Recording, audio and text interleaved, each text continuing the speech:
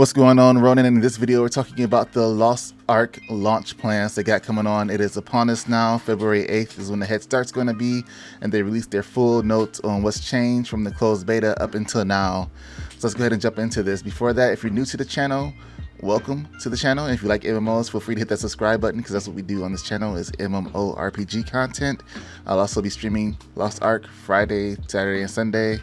So if you guys want to follow me on twitch.tv/deathmonkeyxl, that's where I will be. With that said, let's go ahead and jump into this video.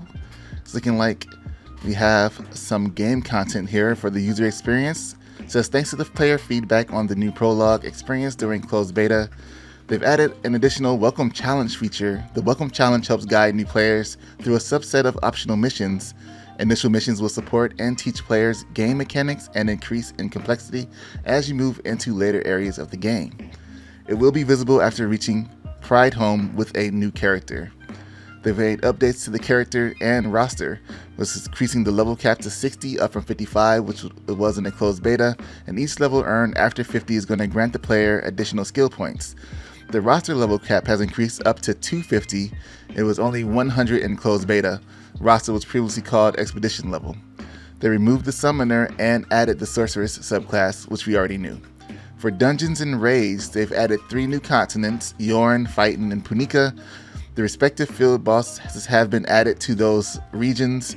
They've added Chaos Dungeons for the Yorn Earth stages 1 through 4, Phyton Shadow stages 1 through 4, Punica Star stages 1 and 2, and Punica Moon and Sun stages 1 through 3. For Yorn, Phyton, and Punica, they've also added Chaos Gates. During the closed beta, content up to the Phantom Palace was available to other players. For launch, they've added the following Abyss dungeons: the Ark of Arrogance, Lamenting Rod and Falling Proud Furnace, the Gates of Paradise, Seas of Sloth and Silent Carcosa, and Alaric's Sacred Ground, and Aurea's Well, Eye of Area, and Aurea Preveza. There's new Guardian raids added: T3 Dark Ligros, Helgaia, Calvintus, Arcadus, T4 Frost Helgaia, Lava Chromanium, Livanos, Alberhastic, T5 Heavy Armor Nakrasina, Egrixion, Night Fox Yoho, and Velganos. They've also introduced the Shadow Splatter Tire floors 1 through 50 during closed beta, but for launch they're going to add Fate Spite floors 1 through 50, and either tower can be accessed from any major city. The additional cube instances have been added: Elite Cube Normal and Normal Dimensional Cube. For island and sea content in the closed beta, they had 70 islands that were accessible. They're going to introduce 3 more continents for launch, the ones that we mentioned earlier, Yorn, Phyton, and Punica, and they're going to have 27 additional islands to discover and explore in the Protean Zone. Co-op quests added for Yorn, Phyton, and Punica Strait sea regions.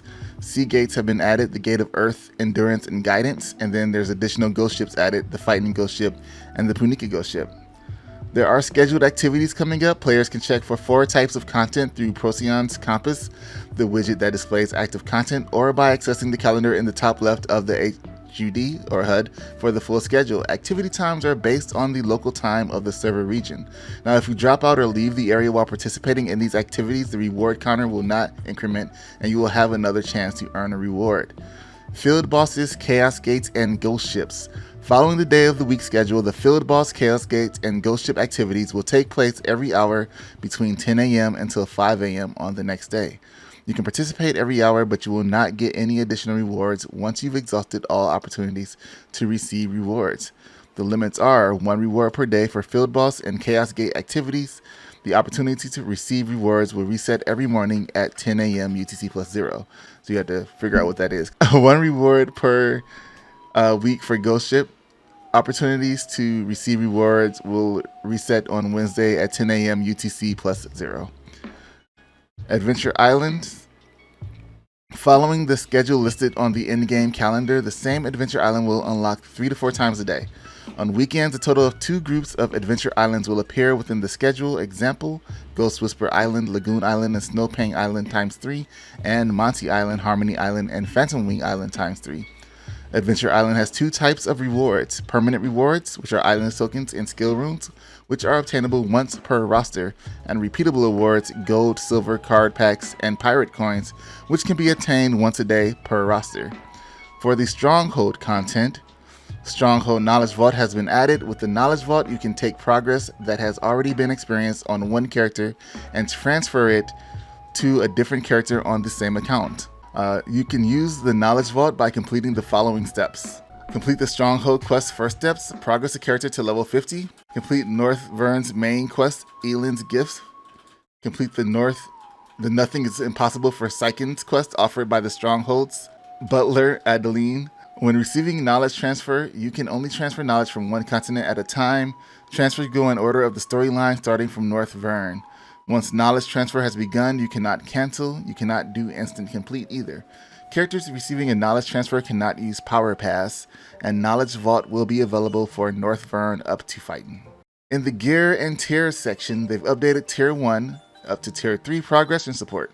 After reaching a certain item level and completing Continent World Quest, you will get accessories and ability stones in your mailbox that will help with adventures.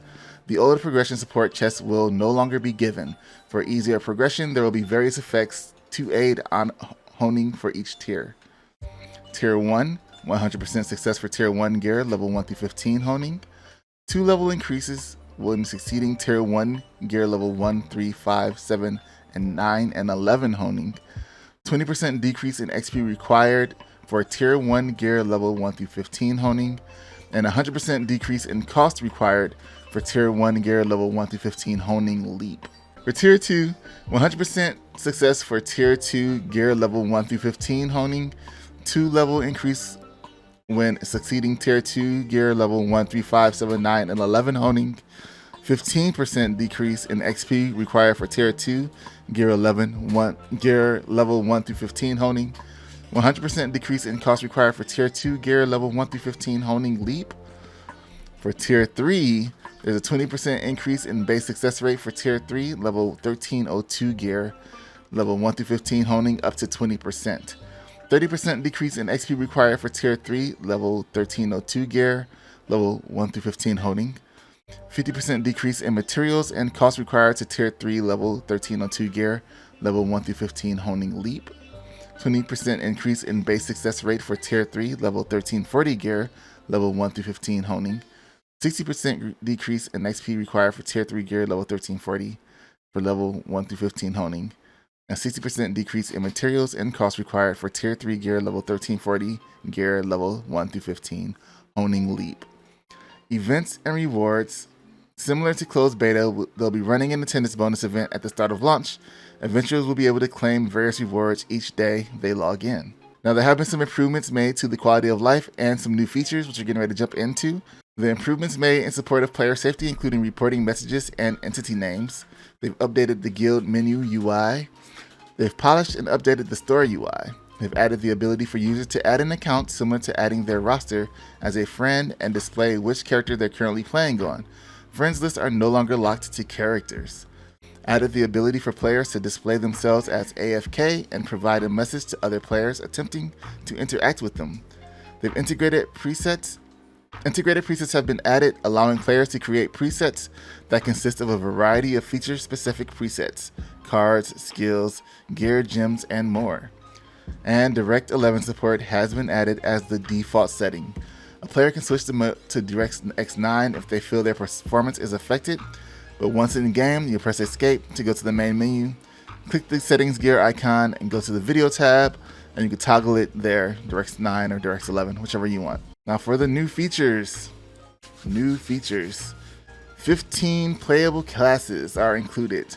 To match the Sorcerer release in Korea, we'll be including the Sorcerer Advanced class, replacing the closed beta option of the Summoner. The Striker class has also been introduced since closed beta. Global chat has been added to allow players to communicate with others in other worlds of the same server region. Each chat room can hold a maximum of 100 players. Players can see the previous chat logs before they enter the room and chat messages that were sent when they have logged off. Korean voiceovers have been added as the DLC pack on Steam. Please note, this only affects spoken dialogue to allow players to experience the original VO of the game. Text options are restricted to English, French, German, or Spanish. For a list of accessible features added, please visit the Accessibility Options article. But they do have text-to-speech accessibility, which is available. and speech-to-text accessibility, which is available for transcribing voice chat in a party or a raid. Added the Room of Growth, which is accessible after completing the Northern Burn World quest after Image of the Rift. This feature allows you to experience and learn additional game modes that Lost Ark has to offer, such as mounts, pets, crafting, engraving, disassembling, and refining. They've added Procyon's Compass. Adventurers will find a menu accessible through a widget that showcases the active field bosses, ghost ships, chaos gates, and the current adventure islands. Added Adventure Island. This is a new activity that directs users to islands that are only available during certain times. Once on the island, you'll be given a co-op quest and must face a boss in order to receive a variety of rewards. Custom PvP matches and spectating has also been added. Now for the Westernization of the game, because it is coming to the West now, this is what they have going on. So the game is going to be free to play focus. They say, as they were expressed in previous notes, Amazon and Smilegate work together in fine-tuning contents. One example is view more boxes and raids are now obtainable with gold instead of crystals. Moderation mechanisms and messaging have been put in place to support player safety, keeping Cartesia free from behavior that is against their code of conduct. They've also added some language filtering. Additional improvements have been made on our language filter after feedback we received in closed beta. We will continue to watch this post-launch and make adjustments as needed. The currency exchange has been updated to make it more understandable on what's being exchanged and earned through the auctions. For the Power Pass or the Adventure Pass path, Power Passes allow players to progress already experienced content quickly on additional characters, so more classes and content can be experienced. There are two ways a Power Pass will be provided to adventurers. The first way is when the player completes the main quest, Elin's Gift from North Vern. A single Vern Power Pass token will be provided via in-game mail. The second way is if a player watches cutscenes and cinematics all the way through. Only 2 Power Passes can be earned per game account. The Adventurer's Path can be started immediately after consuming the Power Pass on an alternative character. This feature compresses the level 10 to 50 segment for an alternative character through a story told by Beatrice.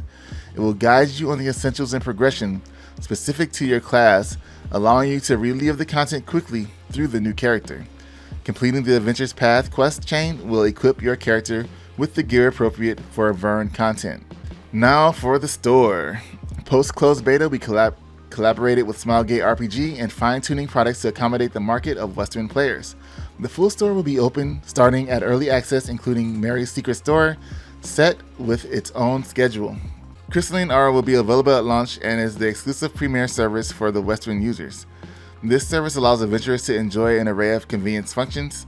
These benefits will be differentiated from the other countries and can be found listed in the shop for each Founder's Pack. Additional functions will be added to the Crystalline Aura at launch. Odds information: some products acquired with crystals or royal crystals that are purchasable in the store contain random rewards. The breakdown of the odds of receiving those rewards is published online on our odds page, available when Head Start access begins on February 8th. This link can also be accessed through in-game store. And that's it. So just make sure you follow the socials, and for more news, they're gonna have some more things going on as it goes along, like a roadmap. That's what we're waiting for next, is the roadmap. So that's a lot of information they added there. Not quite as long as New World patch notes, thankfully.